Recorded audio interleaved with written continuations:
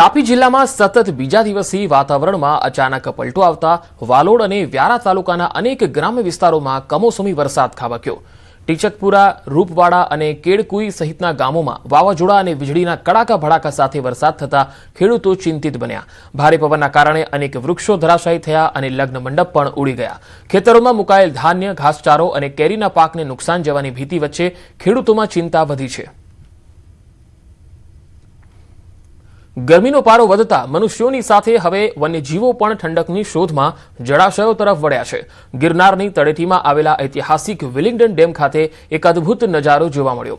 કાળઝાળ ગરમીથી બચવા 3 સિંહો ડેમના કિનારે આરામ ફરમાવતા જોવા મળ્યા હતા। પ્રવાસીઓ માટેનું સ્થળ એટલે વિલિંગડન ડેમ। ત્યાં પ્રવાસીઓની સાથે હવે ઉનાળાની ગરમીમાં ઠંડક મેળવવા માટે સિંહો પણ આવી પહોંચે છે। સિંહોએ કિનારાના વિસ્તારને પોતાનો આશરો બનાવ્યો છે। જંગલના રાજાનો આવો નિશ્ચિંત અંદાજ જોઈને ત્યાં હાજર સૌ કોઈ દંગ રહી ગયા હતા।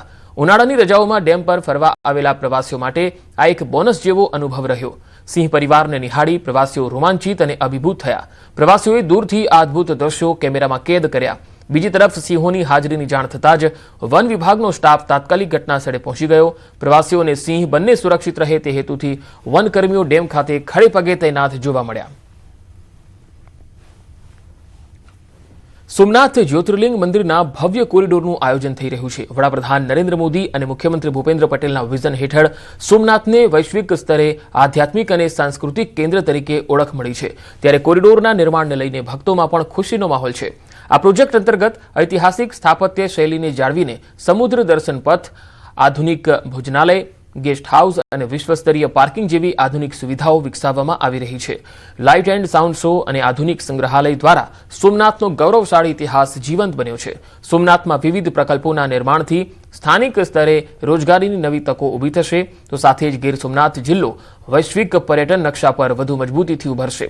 આ કોરિડોર પ્રોજેક્ટ ભારતની અડગ આસ્થા, સાંસ્કૃતિક વારસા અને આધુનિક વિકાસના સંગમ સમાન બની રહેશે। તો ગીર સોમનાથમાં આવેલ સોમનાથ જ્યોતિર્લિંગ, જ્યાં ભવ્ય કોરિડોરનું નિર્માણ થયું છે, એટલું જ નહીં સાથે સાથે અહીંયા આધુનિક ભોજનાલય પણ છે। પીએમ મોદી અને સીએમ ભૂપેન્દ્ર પટેલના વિઝનથી આ તૈયાર થઈ રહ્યો છે કોરિડોર અને પર્યટન ક્ષેત્રે એક મજબૂત સ્થળ તરીકે ઉભરી આવશે।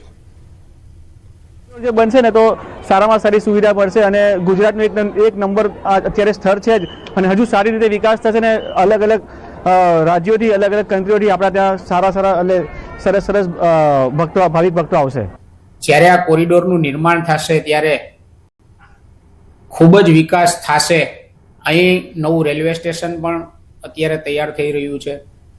આ રેલવે સ્ટેશનમાં એવી વાત છે કે દરેક યાત્રાધામોને અહીં કનેક્ટિવિટી મળે, જેથી કરીને યાત્રિકો છે એ બહોળી સંખ્યામાં સોમનાથ મહાદેવના દર્શન કરવા પધારે। પ્રધાનમંત્રી શ્રી મોદી સાહેબ જ્યારથી અધ્યક્ષ બન્યા ત્યારથી બુલેટ ગતિથી વિકાસ થઈ રહ્યો છે।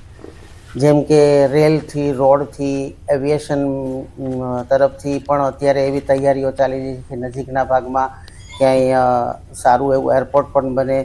આવા ઘણા બધા પ્રકલ્પો સરકારશ્રીના ચાલી રહ્યા છે।